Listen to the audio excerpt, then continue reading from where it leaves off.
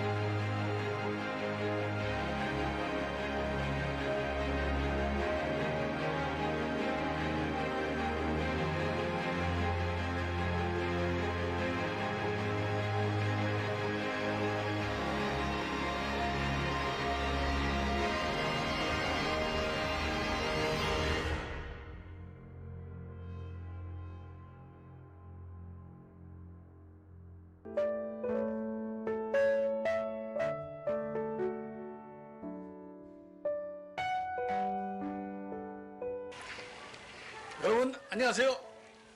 여러분의 겸디 열입니다. 교회 이제 성전 리모델링이 거의 완공을 다가고 있는데 정말 기대가 많이 됩니다. 정말 기쁨으로 우리가 함께 할 수 있는 귀한 공간이 되기를 정말 간절히 소망하고요. 그리고 10월 29일 날 사랑의 연탄 나누기 걷게 되어 있습니다. 여기가 1번 지점인데요. 우리 성도님들 너무 많이 안 오셨으면 좋겠어요. 너무 많이 오셔서 괜히 먹을 것도 없는데 많이 오셔서 그러면 참 걱정이 되거든요. 우리 교회는 뭘 행사하면 너무 많이 오시는 것 같아. 농담이고요. 많이 오셔서 정말 교회에서 서로 교제를 나누고 또 가족이 또 친근감을 또 서로 또 표현할 수 있는 시간과 또 사랑의 연탄 나누기를 정말 기쁨으로 나눌 수 있는 그런 시간이 되길 간절히 소망합니다. 감사합니다.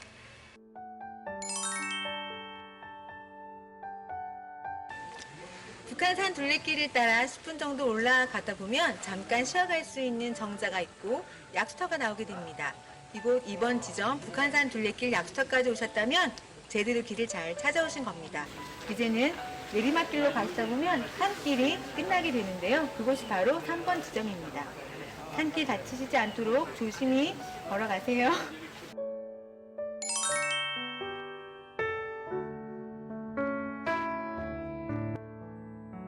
울퉁불퉁한 산길 코스가 끝이 났어요.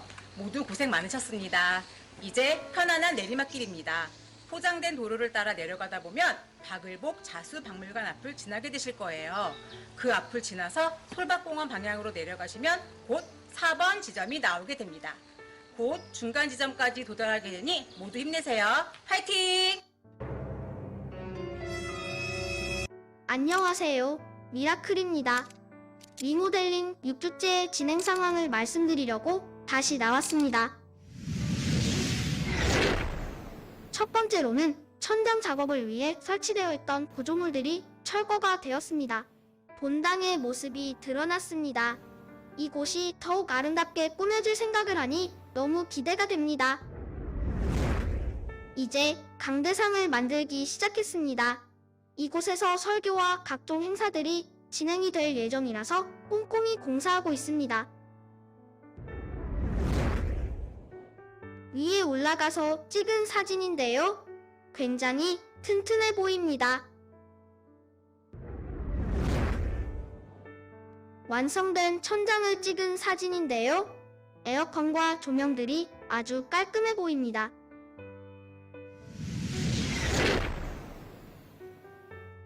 다음은 2층과 3층 사이에 있는 난간인데요. 전에는 평평했었는데 각을 주어서 더 고급스럽게 만들어질 예정입니다. 이것은 앞에서 본당 뒤를 찍은 사진입니다. 이번 사진은 본당 벽면 공사 사진인데요. 아름다운 내부 작업을 만들기 위해 구조물들이 세워져 있습니다. 벽과 구조물 사이에 단열재로 채우고 그 위에 내부 인테리어를 할 예정입니다. 지금까지 6주차 리모델링 공사 진행 상황을 보여드렸습니다. 이제 공사가 마지막을 향하여 진행되고 있습니다. 더 많은 관심을 부탁드리고 이어서 보여질 전교인 걷기대회도 많은 참여 부탁드립니다.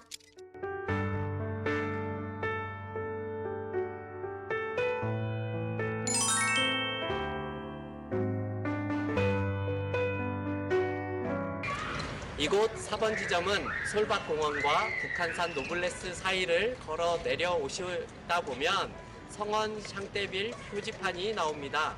이곳은 오던 길에서 보광사 방향으로 90도 정도 꺾어서 올라가야 합니다. 보광사 방향을 모르신다면 다른 방향으로 갈 수도 있는 지점이므로 유의해서 길을 찾아주세요. 그럼 끝까지 화이팅!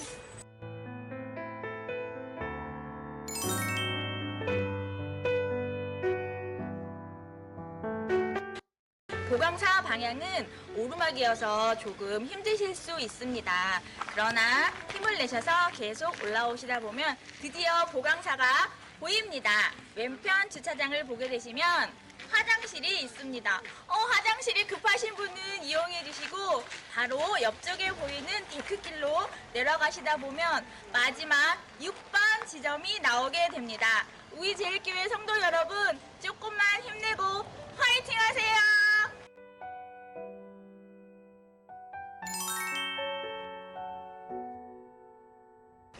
5번 지점에서 3분 정도만 걸어서 내려오다 보면 4.19 민주묘역이 한눈에 들어오는 전방 지점에 도착하게 됩니다. 여기서 기념으로 사진도 찍으시고 쉬시다가 다시 솔밭공원 방향으로 내려오시고 교회로 또 올라오시면 완주하실 수 있습니다. 모두 완주할 수 있으시죠? 화이팅입니다.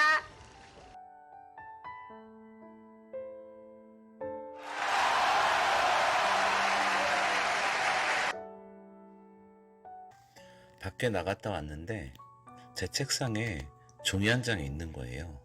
그래서 이게 뭔가 봤더니 걷기 대회 신청서가 있더라고요.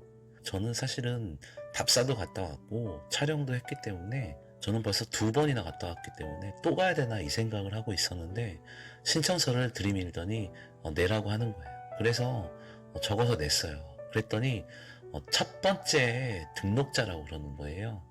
첫 번째 등록자. 저는 그런 욕심 없거든요. 너무 억울하고 분하고 이건 뭐 바로 잡아야겠다 이 생각이 좀 들어서 이렇게 전화를 했습니다. 다시 물릴 수는 없을 것 같고요. 이렇게 된 이상 우리 전 교인이 다 같이 걷기 대회에 참석했으면 좋겠습니다.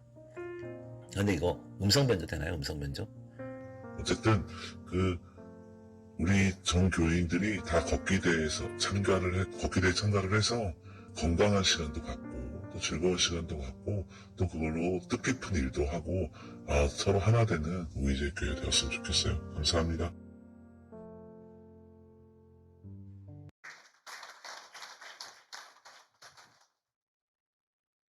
익명의 제보자 누군지 아시겠죠? 네, 바이킴입니다. 네, 너무 수고 많이 하셨고 감사드리고요. 우리 옆에 계신 분들에게 오늘 이렇게 인사했으면 좋겠습니다. 언제나 겸손한 성도들이 됩시다. 언제나 겸손한 성도들이 됩시다. 그렇습니다. 언제나 하나님 앞에서 겸손한 성도들이 되셔서 하나님의 마음을 기쁘게 해드리고 시원케 해드릴 수 있는 믿음의 성도님들이 다 되시기 바랍니다. 여러분 한 주간 동안 잘 지내셨죠? 예, 저도 여러분들의 기도와 사랑으로 잘 지냈고 그래서 이 자리에 또 서게 되었습니다. 벌써 10월의 넷째 주일입니다. 지난주 목요일에는 우리 목자 헬퍼 세미나, 야외 세미나가 있어서 이 한탄강 그 주상절리 길을 다녀왔는데요. 자연 경관이 너무 아름다운 거예요. 너무 아름답고 가서 보니까 정말 대자연 속에서 하나님이 그 예술을 해 놓으신 자연을 보고 왔습니다. 색깔이 얼마나 아름다운지 정말 주님은 위대하신 분이시다라는 생각을 다시 한번 마음 깊이 새길 수 있는 귀한 시간이었습니다. 물론 하루하루가 바쁘시겠지만 또 힘드시겠지만 여러분 그 힘든 일상 가운데에서 가끔은 그 모든 것을 좀 내려놓으시고 자연을 바라보시고 또 하나님께서 만들어 놓으신 자연 가운데서 은혜를 누리시고 하나님의 사랑을 깊이 체험하는 귀한 우이제일교회 모든 성도님들이 다 되시기 바랍니다.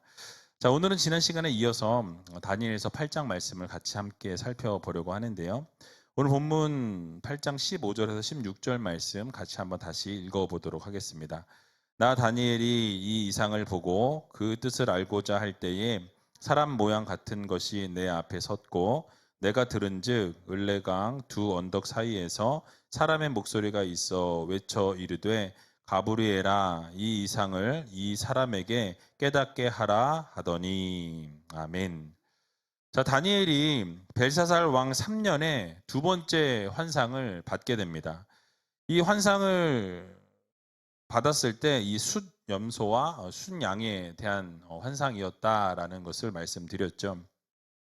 자, 그런데 다니엘이 첫 번째 환상을 보았을 때와 마찬가지로 이 두 번째 환상을 보았을 때에도 자신이 보았던 그 환상의 의미, 그 내용에 대해서 전혀 이해하지 못했다라는 사실이 도무지 알 수 없는 그 환상을 보게 되었다라는 것이죠. 왜냐하면 그것이 너무나도 상징적인 의미를 가지고 있었기 때문에 그것에 대해서 정확한 의미를 깨닫지 못했다라는 말씀입니다.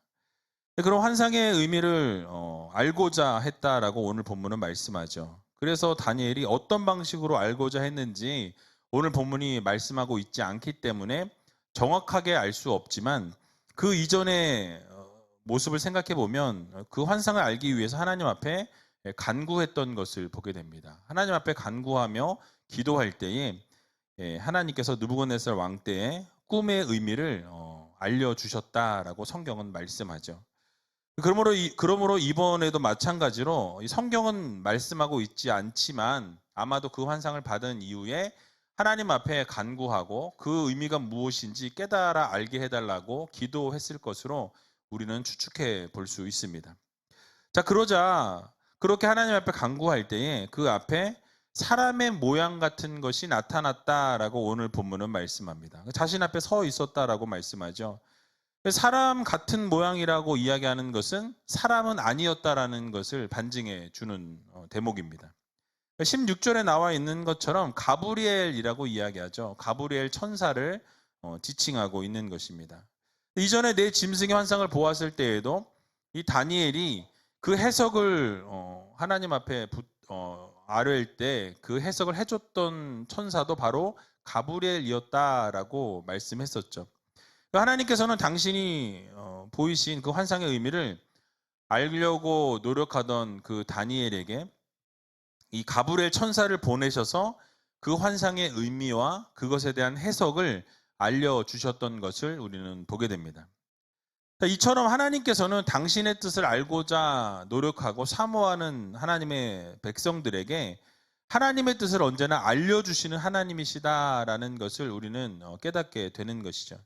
다니엘의 경우에서 볼 수 있는 것처럼 구약 시대에는 하나님께서 자신의 뜻을 나타내실 때 어떻게 보이셨냐면 바로 천사를 통해서 하나님의 뜻을 보이시고 알리셨다라는 것을 우리가 알게 됩니다.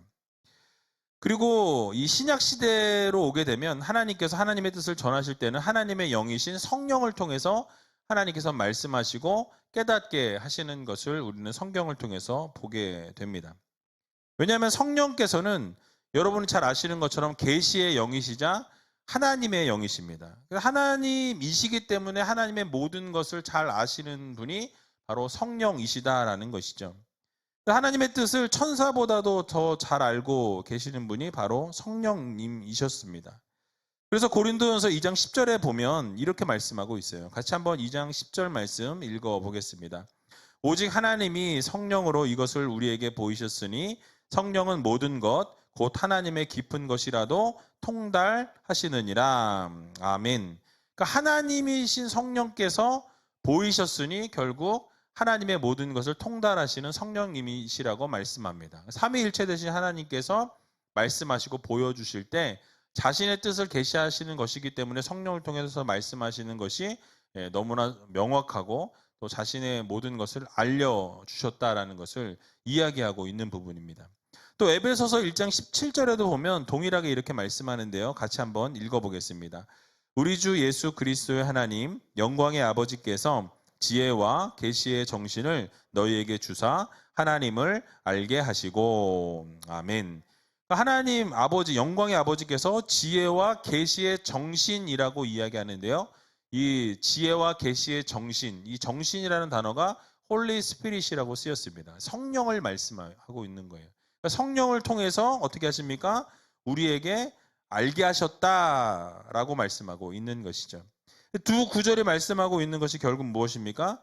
하나님께서 하나님의 뜻을 전달하실 때에 성령을 통해서 하나님의 백성들에게, 하나님의 자녀들에게 말씀하시고 계시하셔서 그 뜻을 알려주셨다라고 성경은 말씀하고 있는 것입니다. 그래서 성령을 받은 모든 자들에게도 동일하게 하나님의 뜻을 알려주시는 것이죠. 그러니까 다니엘의 때에, 그 당시에는 하나님의 뜻이 어떻게 나타났냐면 바로 천사를 통해서 보여주셨고, 이제 신약시대를 거쳐오면서 하나님께서 성령을 통해 하나님이 계시하시고 그 뜻을 밝히시고 말씀하셨다라는 것이죠. 자, 그러면 오늘을 살아가고 있는 우리들에게 이 환상을 보여주시고 또는 성령으로도 말씀하시지만 가장 중요한 것은 이제는 우리에게 무엇이 주어져 있습니까? 바로 하나님의 말씀, 특별 계시인 하나님의 말씀이 오늘을 살아가는 우리들에게 하나님의 계시와 하나님의 뜻을 이 말씀을 통해서 알려주신다라는 것을 여러분들 모두 기억하시기 바랍니다. 그래서 우리가 말씀을 통해서 그 안에서 역사하시는 성령님의 조명하심, 성령님께서 알려주시고 깨닫게 하셔야 우리가 이 말씀을 깨달을 수가 있어요. 아무리 이걸 읽어도 지식적으로 지혜로 이 말씀을 읽으려고 해도 성령께서 조명해 주시지 아니하시고 성령께서 깨닫게 하지 않으시면 우리는 이 말씀을 깨달을 수 없다라는 사실이에요. 그러므로 하나님께서 허락해 주신 성경 말씀을 우리가 읽고 또 그 말씀을 묵상하면서 하나님께서 주신 이 계시의 말씀을 이해할 수 있도록 하나님 앞에 기도하고 간구할 때 하나님께서 여러분들에게 그 성령의 말씀, 하나님이 말씀하고자 하시는 그 뜻을 밝혀주신다는 것을 여러분 모두 기억하시기 바랍니다. 그래서 과학이 아무리 발달하고 지식의 홍수의 시대를 우리가 살아가고 있지만은 사실 우리가 하나님의 말씀에 성령의 조명하심이 없으면 우리는 이 말씀을 깨달을 수가 없다라는 거예요. 아무리 이 말씀을 읽고 또 읽어도 성령께서 조명하지 않으시고 성령께서 깨닫게 하지 않으시면 우리는 이 말씀을 그냥 글로는 읽을 수 있지만 그 안에 내재되어 있는 하나님의 뜻은 발견하기가 어렵다라는 말씀이. 그래서 여러분, 사랑이 많으신 하나님께서 여러분들이 하나님의 뜻을 알기 원하시고 하나님의 계시를 알기 원하시면 이 말씀을 통해 하나님의 뜻을 알게 해달라고 간구할 때 하나님께서 여러분들의 기도를 들으시고 여러분들에게 이 말씀을 깨달을 수 있는 지혜를 주시고 깨달을 수 있는 성령을 부어주신다는 사실이에요. 그래서 여러분, 성령을 부어주셔야만 우리가 이 말씀을 깨달을 수 있는 것입니다. 그러므로 하나님의 말씀을 대할 때 우리의 눈을 성령께서 열어주시라고 기도해야 한다는 거죠. 또 우리의 생각과 우리의 어떤 사고방식으로 성경을 보는 것이 아니라 하나님이 주시는 성령께서 깨닫게 하시는 그 성령의 그 기름 부으심, 성령의 조명하심을 가지고 이 말씀을 대할 때 결국 우리는 말씀을 깨닫게 되는 것입니다. 그래서 그 말씀을 깨닫게 된 이후에 그 자리에서 멈추는 것이 아니라 이제 성경을 깨달으면 어떻게 해야 되죠? 그 말씀대로 순종하며 살아가는 성도들이 되어야 한다라는 사실이에요. 여러분, 그래서 들은 말씀대로 순종하고 그 말씀대로 복종하셔서 그 말씀 그대로 행할 수 있는 귀한 우이제일교회 모든 성도님들이 다 되시길 주님의 이름으로 간절히 축원합니다. 자, 이제 가브리엘 천사가 다니엘이 선 곳으로 나오게 될 때 다니엘은 땅에 엎드렸다라고 오늘 본문은 말씀합니다. 오늘 본문 17절에 나와 있는데요. 같이 한번 읽어보겠습니다. 그가 나의 선 곳으로 나왔는데 그 나올 때에 내가 두려워서 얼굴을 땅에 대고 엎드림에 그가 내게 이르되 인자야 깨달아 알라 이 이상은 정한 때 끝에 관한 것이니라. 아멘. 다니엘이 가브리엘 천사 앞에 두려워서 얼굴을 땅에 대고 엎드렸다라고 오늘 본문은 말씀하고 있습니다. 자, 이런 모습에서 우리가 오해하지 않을 것은 다니엘이 가브리엘 천사 앞에 엎드렸다라는 것이 경배했다라고 생각하시면 안 된다라는 거예요. 다만 가브리엘 천사 앞에 엎드린 것은 그 눈부신 광채 앞에서 두려워하면서 그 앞에 엎드렸다라는 사실이에요. 자, 그런데 우리가 가브리엘 천사가 사용한 단어에 좀 우리가 주목해 볼 필요가 있는데요. 다니엘을 향해서 뭐라고 불렀습니까? 인자야라고 이렇게 부르게 됩니다. 인자라는 이 단어는 사람의 아들이라는 뜻이에요. 사람의 아들. 이는 다니엘이 사람의 몸을 통해서 태어난 존재라는 것을 이야기합니다. 그래서 사람의 자녀, 그렇죠?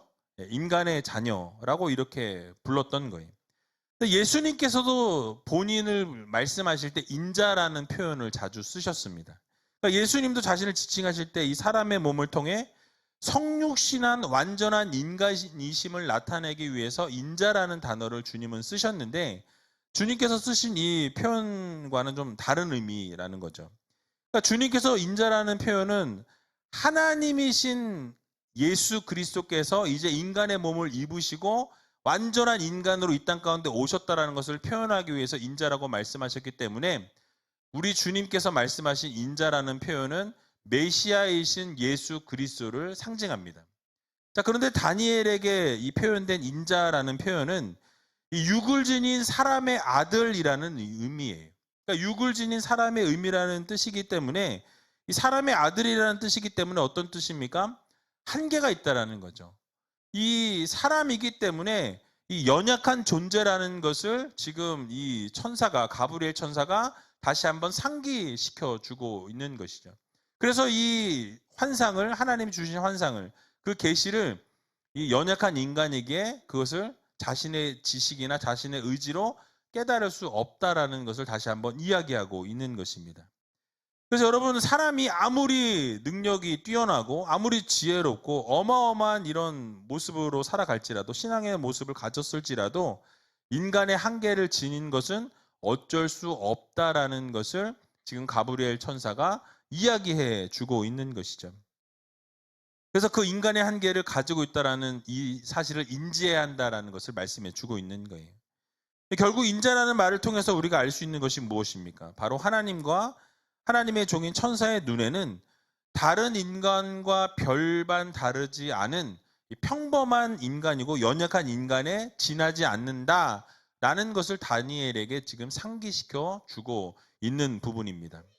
그래서 여러분, 이처럼 가브리엘 천사가 다니엘을 인자라고 부르면서 인간의 한계를 깨우쳐 주고 있다는 거죠. 결국 그의 한계를 깨닫고 어떻게 살라는 것입니까? 교만한 그 마음을 버리고 겸손한 자세를 가져야 한다라는 것을 교훈하기 위해서 이 인자라는 단어를 의도적으로 사용했다라는 사실이에요. 즉, 겸손하게 하나님을 경외하고 하나님 앞에서 어떻습니까? 하나님 앞에 그렇게 겸손하게 서게 될 때 결국 하나님께서 그 뜻을 보이시고 그 계시를 통해서 알려주신다라는 말씀이죠. 여러분, 우리가 이런 단어를 통해 동일하게 우리도 깨달아야 한다라는 사실이에요. 무엇입니까? 인간으로서 한계가 있다라는 것을 우리는 알아야 돼요. 연약하다라는 것을 우리는 인지하고 살아가야 한다라는 것이죠. 그래서 하나님 앞에서 어떻게 해야 합니까? 교만해서는 안 된다라는 것을 우리들에게 말씀해 주고 있는 부분입니다.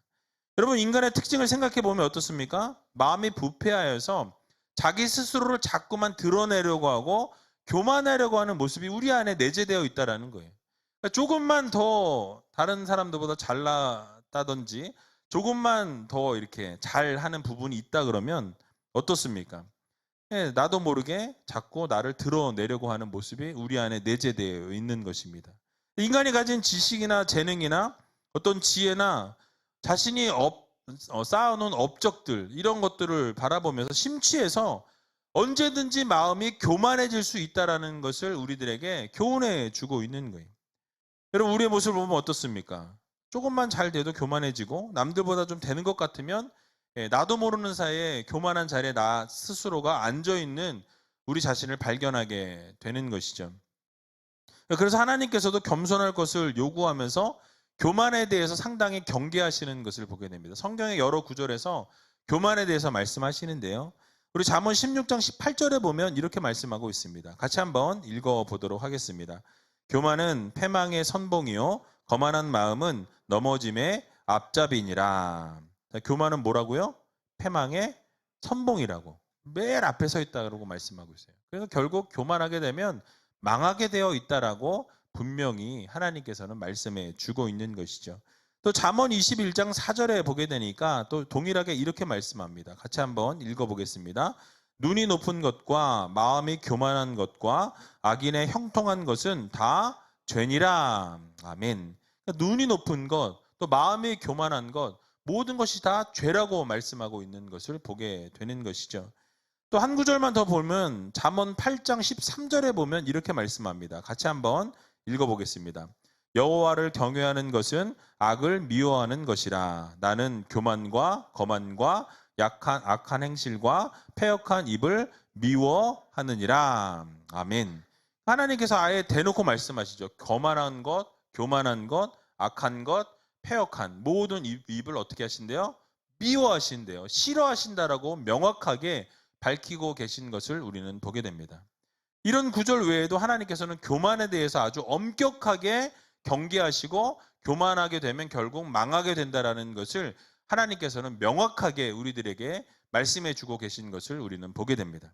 결국 하나님께서는 교만한 것을 미워하시고 교만한 자들을 망하게 하실 것이기 때문에 성도들은 교만의 길을 걸어서는 안 된다라고 말씀하고 계신 거예요. 겸손하게 하나님 앞에 섬기고 겸손함으로 하나님 앞에 나아올 것을 하나님께서 명령하고 계신 것을 우리는 볼 수 있는 것이죠. 자, 그러므로 우리는 어떻게 살아가야 합니까? 겸손한 성도들이 되어야 할 것입니다. 여러분, 그리고 우리의 한계를 분명하게 깨닫고 우리가 정말 하나님 앞에 서게 되면 연약한 존재이고 아무것도 아닌 존재라는 것을 우리는 알아야 한다라는 것이죠. 그러면 하나님께서 어떻게 보십니까? 우리를 불쌍히 여기시고 한량없는 은혜로 채우시고 날마다 여러분들에게 놀라운 복을 더하여 주신다라는 이 사실을 여러분 모두 믿으시고 날마다 겸손함으로 살아갈 수 있는 귀한 우이제일교회 모든 성도님들이 다 되시길 주님의 이름으로 간절히 축원드립니다. 자, 마지막으로 한 가지만 더 살펴보고 말씀을 마치도록 하겠습니다. 조금 전에 17절 하반절을 보니까 이렇게 말씀하고 있습니다. 인자야 깨달아 알라. 이 이상은 정한 때 끝에 관한 것이니라 라고 말씀합니다. 지난번에도 말씀을 드렸던 부분인데 이 에피파네스가 어떻게 했죠? 이스라엘 백성들을 핍박하고 박해했습니다. 근데 그 기간이 영원하지 않았고 그 때가 이름에 어떻게 됩니까? 때가 정해져 있었다는 거예요. 그것이 곧 끝나게 되었다라는 것을 우리들에게 말씀해 주고 있는 것이죠. 그러니까 이처럼 세상의 모든 일들도 다 정한 때가 있다라는 거예요. 그래서 어떤 일이 시작이 되면 반드시 그 일에는 끝이 있다라는 것을 우리들에게 말씀해 주고 있습니다. 그래서 전도서 3장 1절에 보면 이렇게 말씀하죠. 같이 한번 전도 3장 1절 말씀 읽어보겠습니다. 천하의 범사가 기한이 있고 모든 목적이 이룰 때가 있나니. 아멘. 그러니까 모든 것이 때가 있고 기한이 있다라고 말씀하고 있어요. 목적이 있고 이룰 때가 있다라고 말씀하고 있는 것을 보게 됩니다. 여러분, 저도 이뤘어요. 다이어트를 이뤘습니다. 그래서 12kg를 넘게 뺐는데, 그래서 이 옷이 사실은 와이프가 버리라 그런 옷이었어요. 절대 이 옷은 입을 수 없다고. 그래서 버리라고 했던 옷인데 제가 나중에 입게 될 거라고 안 버렸어요. 그래서 엊그저께 장에 있던 거를 한번 입어보자고 딱 입었는데 남는 거예요. 그래서 오래전 옷인데 이렇습니다. 때가 있어요. 그러니까 그처럼 때가 있어요. 모든 것이 하나님의 정하신 때가 있다라는 거죠. 그러니까 운명을 다하고 종말을 경험하게 되는 때가 있다라는 것을 우리들에게 교훈해주고 있습니다. 그러니까 사람이나 만물이나 이 세상 모든 것이 끝을 맞이하게 된다는 것을 우리들에게 교훈해주고 있는 말씀입니다.